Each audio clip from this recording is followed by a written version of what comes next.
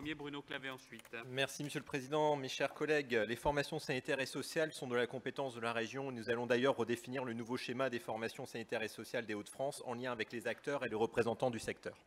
Depuis l'ouverture d'une formation audioprothésiste en 2019, la région Hauts-de-France offre l'intégralité des formations paramédicales et sages-femmes ainsi que les formations sociales nationales.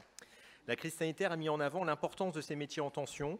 Ces qualifications sont importantes pour notre région, particulièrement marquée par des inégalités sociales et territoriales importantes et des indicateurs de santé en dessous de la moyenne nationale.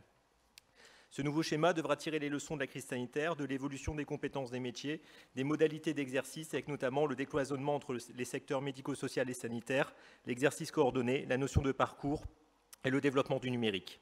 Nous devons former aux métiers de demain et ces formations sont fondamentales pour relever les défis du vieillissement de la population, du développement de l'ambulatoire et du maintien à domicile. Notre groupe est très attaché à ces formations décentralisées dans les territoires au plus près des besoins, tout en souhaitant développer les innovations pédagogiques et les opportunités liées à l'universitarisation.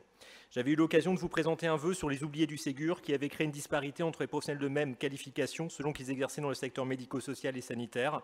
En effet, nous devons veiller à l'attractivité de ces métiers. Il y a très peu de décrochage au cours de ces études, un taux de réussite aux examens élevé et surtout un emploi à la clé, 85% pour les diplômés des formations sanitaires et 73% pour les formations sociales ont un emploi un an après la fin des études. La région a toujours été aux côtés des élèves et étudiants de ces filières et cette délibération montre l'ambition portée à leur formation. Le groupe UDI votera donc pour ces subventions pour le fonctionnement des instituts publics et privés des formations paramédicales de sages-femmes et sociales. Merci.